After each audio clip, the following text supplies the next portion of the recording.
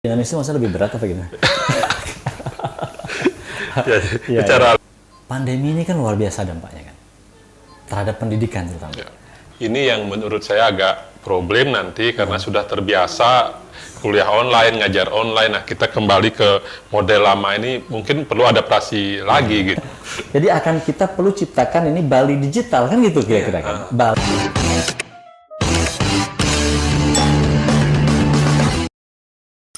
Hai, hari ini Klik Andi beda, tidak di lokasi di Jogja seperti biasanya. Saya sekarang ada di Bali. Saya bertemu dengan sahabat saya, namanya Bli Sukma. Waduh, Bli Sukma apa kabar? Baik, sehat. Bli Sukma ini adalah sahabat lama sekali. Sama sekali. Kami sudah bersahabat sejak kapan ya, Bli ya? 97 kayaknya.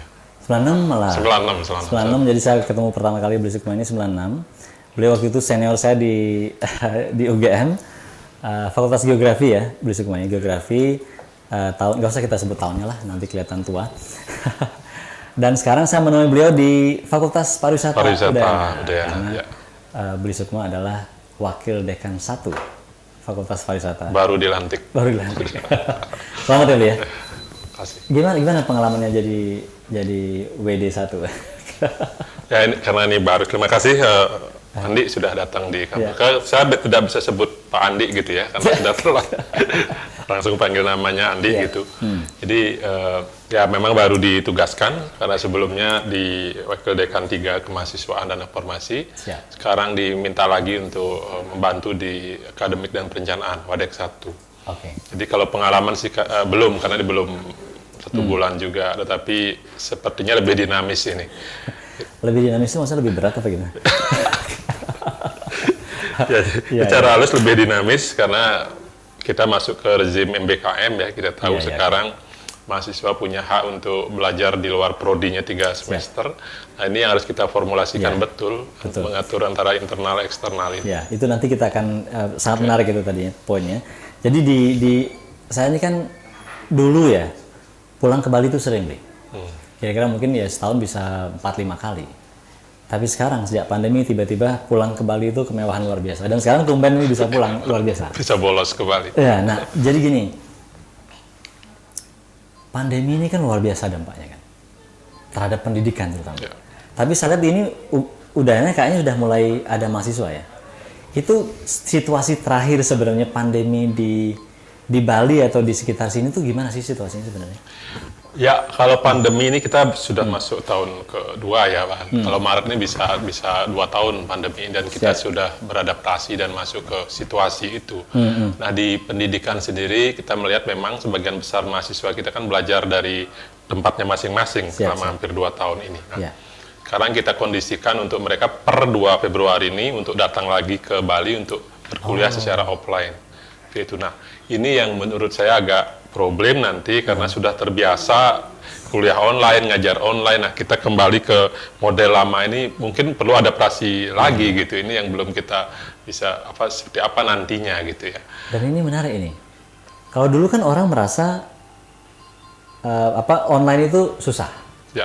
Tapi begitu kita terbiasa, sekarang disuruh normal itu malah jangan malah lebih susah. Lebih susah lagi gitu ya. Kembali ke Tapi artinya secara umum Udayana atau Fakultas Pariwisata dalam hal ini siap ya untuk offline? Ya, Udayana saya kira siap. Kita sudah cek kemarin ruangan, sudah cukup dan juga prokesnya ya segala macam itu kan perlu effort tambahan ya. Jadi ada pengecek suhu, tempat cuci tangan, ruangan juga tidak boleh full diisi, hanya 50% gitu. Nah, terakhir kita cek minggu lalu cukup dan kita siap untuk menerima mahasiswa. Oke, 50%. Itu artinya kan begini, Bli. Apakah nanti akan ada berarti istilahnya itu shift gitu? Misal katakan kelasnya 100 tadinya. Itu memang bisa 100-nya datang karena memang ruangannya gede atau harus setengah-setengah? Kebetulan kami di pariwisata baru saja punya gedung baru dan memang luas kelasnya relatif cukup luas sehingga walaupun itu diisi full satu kelas A yang jumlahnya hanya 50-75 masih bisa. Jadi persyaratan 50% kapasitas ruang masih terpenuhi gitu. Itu syukurnya 50% kapasitas ruang, tapi sebenarnya secara kelas itu 100% masih datang. 100%. Oh, that's good. Ini kan kita tahu ya, yang sekolah di pariwisata ini dari seluruh Indonesia. Dari seluruh Indonesia. Itu gimana respon mereka nih ketika diumumkan? Ini dia. Banyak yang, Pak, saya lebih senang online gitu kan. Di samping juga kita pikir karena soal biaya juga, ya, ekonomi belum begitu pulih, harus dipaksa datang ke Bali. Ya. Nah, kemarin juga di pembayaran UKT kita sudah bantu dengan keringanan ya. Tapi masih banyak juga yang belum tercover. Nah, ini harus ke Bali lagi, tentu butuh biaya. Siap. Nah, di situ mungkin kita akan ambil kebijakan juga bagi yang memang betul-betul belum bisa ke Bali, tetap kita sediakan online-nya lewat OASE dan segala macam. Tapi itu tentu jumlahnya jangan terlalu banyak juga gitu. Oke.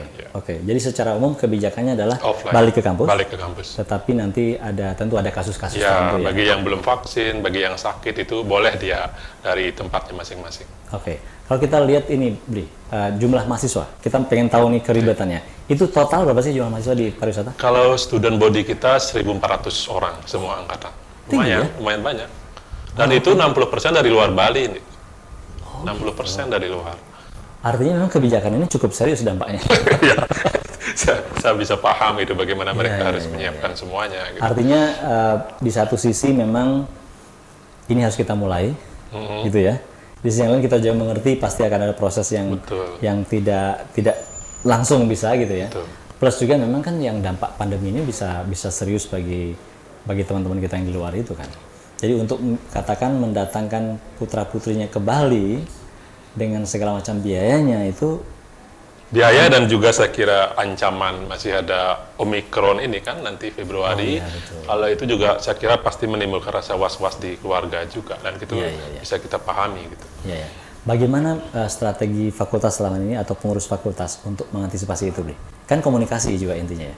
Ya, kita sejak pandemi ini kebetulan mengaktifkan satu fungsi yang kita sebut sebagai informasi dan tim redaksi. Jadi kita coba komunikasi lewat Instagram ke mahasiswa, Facebook misalnya, tapi kan tentu Instagram yang paling net. Kita buatkan tim dan semua informasi, perkembangan studi dan seterusnya kita segera posting di situ. Sehingga 24 jam mereka tahu dan bisa meresponnya. Itu saya kira sangat membantu sekali. Informasi lewat medsos itu. Itu sangat bagus itu. Dan saya kira memang ya medianya itu ya sekarang ini. Tapi kan yang juga terlibat dalamnya adalah orang tua sebenarnya. Punya nggak strategi atau mekanisme khusus itu berkomunikasi dengan orang tua? Atau gimana selama ini terjadi? Ya, biasanya orang tua yang tadi misalnya keberatan itu dia langsung menghubungi kita lewat WA. Mungkin anaknya yang beritahu dan di situ kita kasih penjelasan-penjelasan, terutama memang bagi mahasiswa yang betul-betul tidak bisa bayar UKT, tidak bisa datang ke Bali. Nah, coba kita fasilitasi di sana. Bila perlu telepon langsung sehingga informasinya terdelivery dengan baik dan mereka bisa tindak lanjuti. Tapi yang kita amati juga banyak juga ternyata sewaktu kemarin masih online itu banyak juga mahasiswa yang mukim di Bali, bahkan keluarganya ikut mendampingi sambil staycation di Bali gitu. Saya pengen juga tuh sebenarnya. Karena kebetulan anaknya yang SD, SMP, SMA itu online, jadi dia ke sini di Bali nyewa villa segala macam gitu. Ada juga yang begitu. Menarik.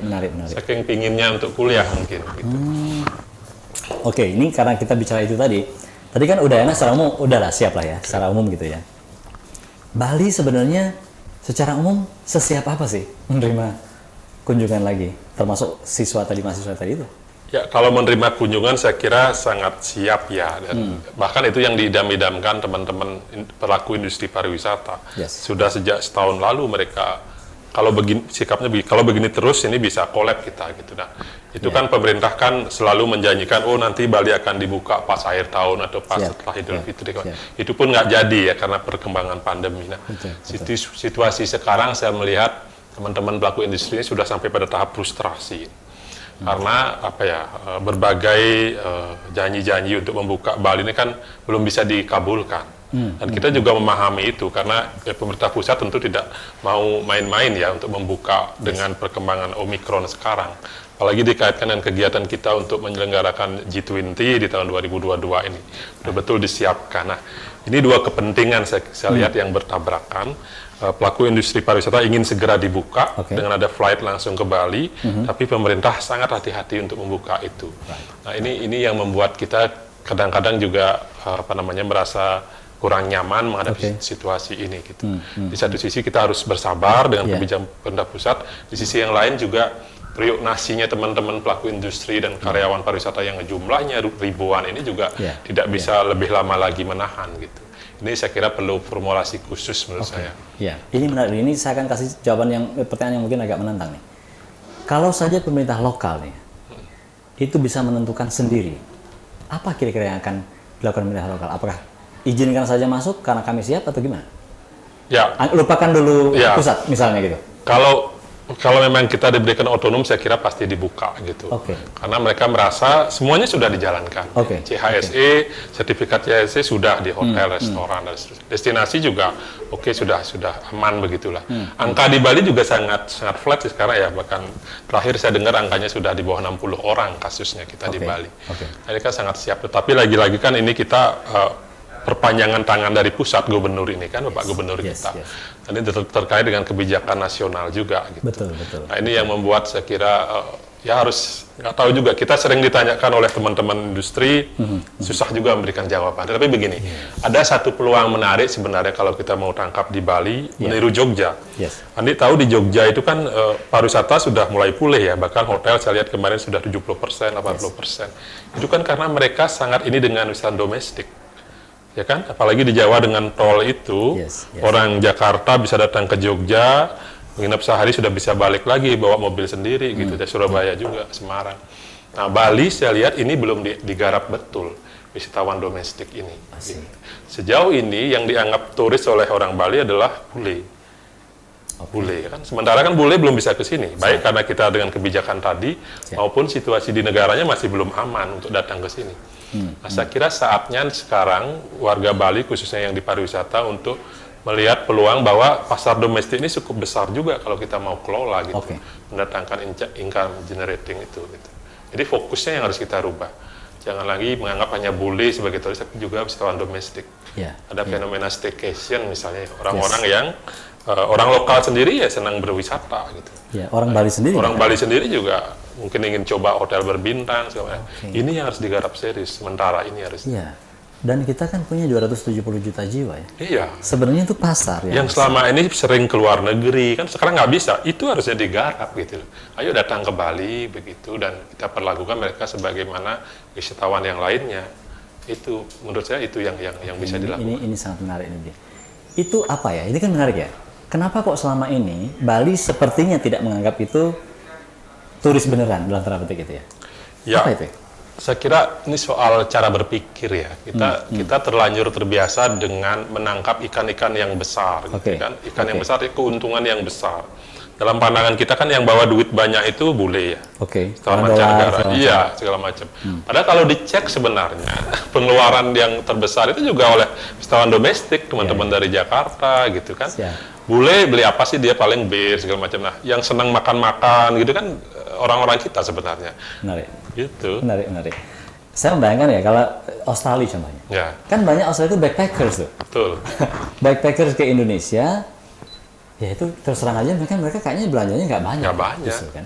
Jadi artinya perlu ini tadi ya, perlu ya itu mindset ya mungkin bahasanya tadi. Perlu memahami bahwa sebenarnya yang spend Besar cukup itu. banyak itu belum tentu para bule Belum itu. tentu. Sehingga itu kemudian membuat kita harus berstrategi berbeda ya, gitu ya. Itu sangat menarik tadi. Tapi itu kan ini ya, tentu panjang prosesnya, ada edukasi segala macam ya, perlakuan terhadap orang. Nah di jangka pendek ini sekarang kan banyak orang mikir gini, karena nggak boleh pergi, kita pakai teknologi aja. Gitu. Ya kan? Misalnya di Jogja itu ada namanya travel system kalau nggak salah. Ada sebuah startup itu benar-benar travel virtual. Oke, menarik gitu. Travel system kalau salah namanya. Ini kalau salah nanti kita edit aja di sini. Itu di startup dibuat oleh orang Jogja untuk mempromosikan lagi. Itu mah udah wisata virtual. Jadi dia bikin sebuah event live misalnya, live ke Prambanan, live ke Borobudur. Itu orang melihat dari berbagai penjuru dunia. Dan itu laku. Itu laku, bayar loh itu. Nah itu kan menarik kan. Ya tentu saja ya duitnya kita tidak akan bayangkan seperti mereka datang. Tapi intinya kan berarti itu ada. Bagaimana beli melihat itu ya? Ya itu menarik sebenarnya. Apalagi kita kan juga sebelum pandemi sudah banyak mendiskusikan tentang virtual tourism. Dimana kalau dalam tourism itu kan memang kekhasannya adalah kalau kita jual barang gitu, barangnya yang harus dikirim ke konsumen. Kalau dalam pariwisata kan konsumennya harus datang ke barangnya, destinasinya, kan gitu bedanya. Nah, sekarang dengan virtual tourism ini kita mencoba mematahkan itu. Yang ingin tahu tentang Bali, tentang Besakih misalnya, dia tidak perlu datang ke sini, tapi bisa lewat virtual tadi kan. Jadi kan mematahkan teori itu. Nah, saya kira dalam masa pandemi sekarang, di mana orang terbatas untuk pergi keluar rumah atau daerahnya, itu saya kira menarik untuk dikembangkan gitu. Ya, paling tidak itu menjadi referensi awal dia tentang destinasi yang ingin dia kunjungi. Sehingga sometimes ketika situasi normal, saya akan datang ke Besakih tadi misalnya. Seperti itu. Dan jadi bisa dianggap sebagai teaser lah gitu. Teaser, ya betul. Atau ini lah artinya ya teaser lah dalam hal ini ya. Jadi semacam mencicipi gitu ya. Betul. Tapi itu kan ini ya, konsepnya akan beda sekali. Dalam arti gini, orang memang mau ke Bali itu bukan karena memang pengen tahu Bali aja, pengen datang ke Bali tuh. Artinya kan berarti ada unsur edukasi juga kan kepada turis itu untuk bisa datang ke kita. Itu satu sisi. Sisi yang lain, ini kan Fakultas Pariwisata nih. Tentu cara mendidik orang sekarang, kalau memang mau disiapkan untuk virtual tourism, tentu beda sekali tuh. Sudah kebayang nggak ke arah situ atau apa yang dilakukan oleh Fakultas Pariwisata untuk? Ya, karena dalam pariwisata tuh ya kita kan tidak hanya menjual paketnya, tapi kita lebih banyak harus menjual informasi di dalamnya. Storytelling itu harus kuat gitu. Nah, kalau benar-benar mengembangkan virtual tourism, soal story ini yang harus diperkuat. Tidak bisa sekedar hanya di situ ada gunung, di situ ada danau, tetapi apa di balik itu kan itu yang harus diperkuat gitu loh. Nah, saya kira di sini kelemahan kita. Jangankan yang destinasi yang masih biasa saja, yang sudah familiar pun kita belum punya database yang cukup. Misalnya tadi soal Besakih, sejarahnya gimana, siapa yang membangun dan seterusnya gitu. Nah, terkait dengan itulah menurut saya penting dibangun direktori basis data tentang semua itu, dan di situ peran geospasial menjadi penting gitu. Jadi kita tahu ada apa di satu tempat dan apa cerita di balik itu tentang A, B, C sampai Z. Itu yang kita terus terang masih lemah. Data banyak ada tapi kan tidak terkumpul secara bagus gitu ya. Hasil riset mahasiswa kita S1 sampai S3 ini. Kalau itu bisa dikumpulkan gitu ya. Menjadi satu basis data dilengkapi dengan informasi geospasial, saya kira menjadi hal yang menarik. Nah, kalau itu kita kuat, berani kita jualan virtual tourism tadi. Jadi artinya kan begini ya. Ini menarik nih, orang pariwisata yang dulunya backgroundnya geografi, jadi bicaranya geospasial. Masih ingat lah ya sedikit.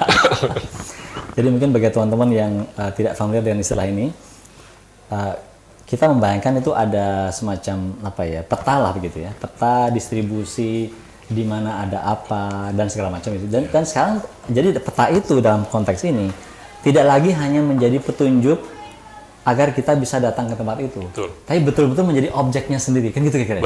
Kalau dulu kan peta adalah, saya mau lihat peta untuk nanti datang ke situ, kan itu dulu fungsi peta. Sekarang kan tidak lagi hanya begitu dong.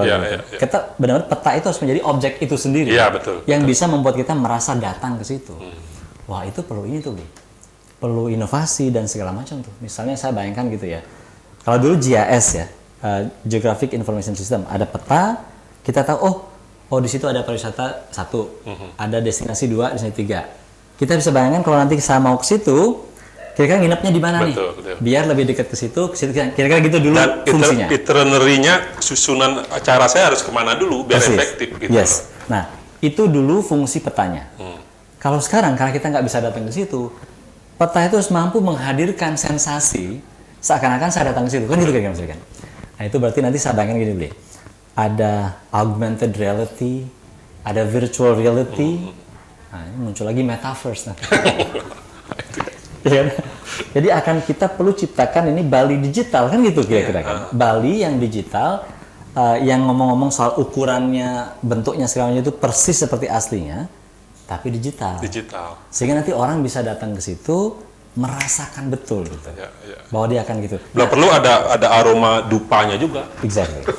Nah itu sejauh mana itu sudah dipikirin atau udah masuk kurikulum nggak? Ya, saya kira baru pada tingkat gagasan lah ya, kita sering ngobrol tentang fenomena itu gitu. Tapi bahwa yang kita idamkan memang bisa nggak suatu saat kita meng-create suatu bentuk, kalau tadi metaverse, metatourism gitu.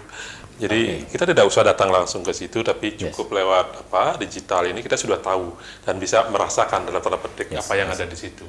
Saya kira harus ke sana arahnya gitu. Setuju, Bli. Artinya kan begini ya, hal itu kan sebenarnya sudah terjadi di bidang lain.